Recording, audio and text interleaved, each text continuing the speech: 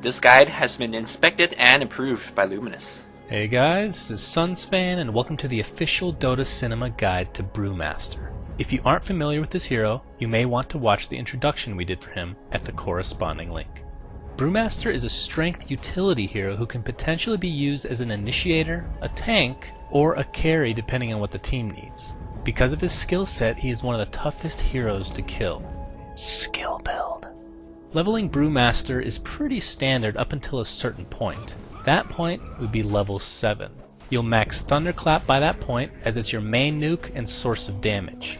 At levels 2 and 4 you'll get stats because Brewmaster has some major mana issues at this point of the game. Leveling Primal Split at 6, 11, and 16 is a must, since Brewmaster relies on his ultimate quite a bit. After level 7, you have some choices to make, all of which are dependent on who you're facing. A general way to go is to level Drunken Brawler right away.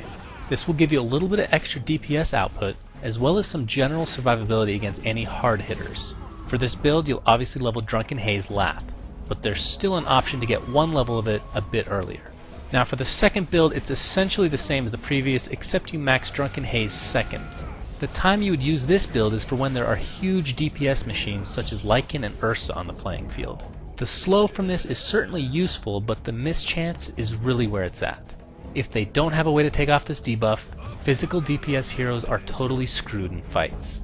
And you can think of it this way as well. Drunken Brawler benefits only you, while Drunken Haze will benefit the entire team.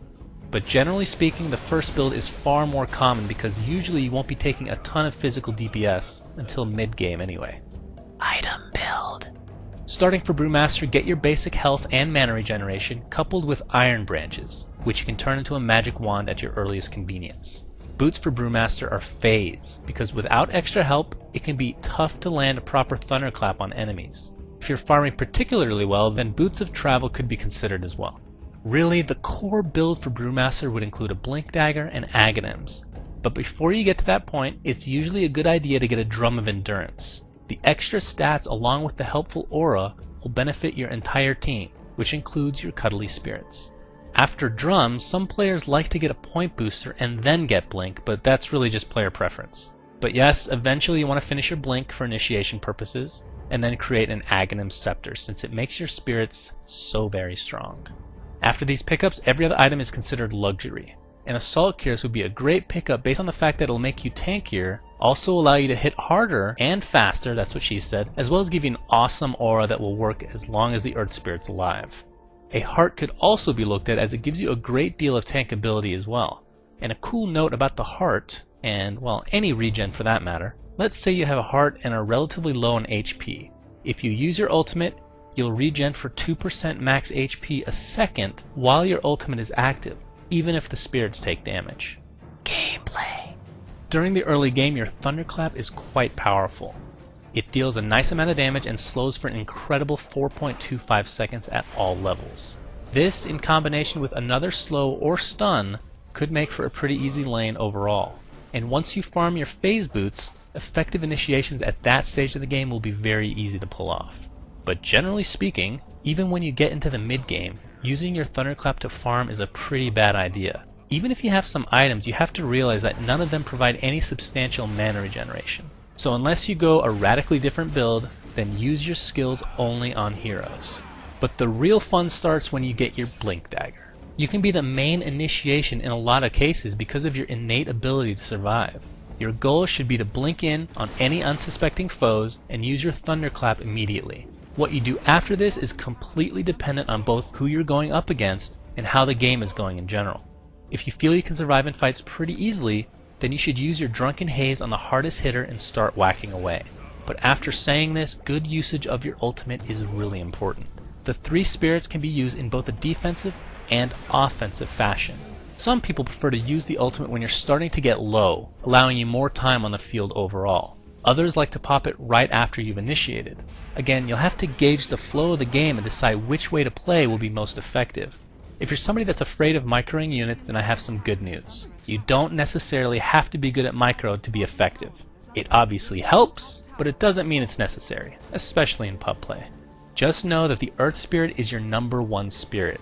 His stun comes off cooldown quite often, and you should take advantage of this every single time. The fact that he's magic immune and has the highest HP of all 3 spirits means he's extremely difficult to kill. If the ultimate runs out and he's still alive, he'll be the spirit you spawn back into. The Storm Spirit has the most spells to use. Dispel Magic does minimal damage to summon units, but can definitely come in handy in some special circumstances. The real benefit of this skill though is Purge.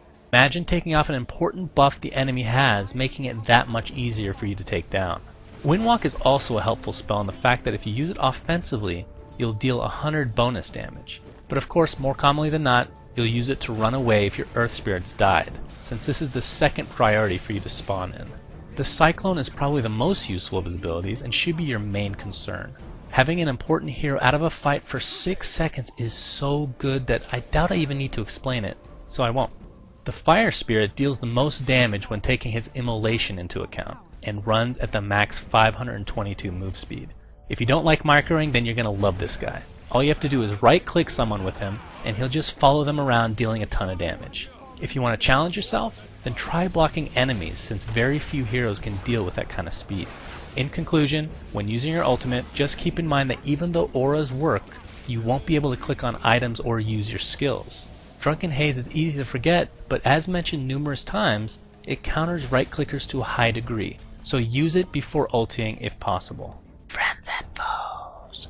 Heroes that Brewmaster loves to play with are actually pretty easy to come by, as all he really needs is someone to help him use an effective Thunderclap, which would basically mean any easy to hit stun or slow, which of course would include the usual suspects of Venomancer, Lion, Shadow Shaman, and just to step outside the box a little, Bane.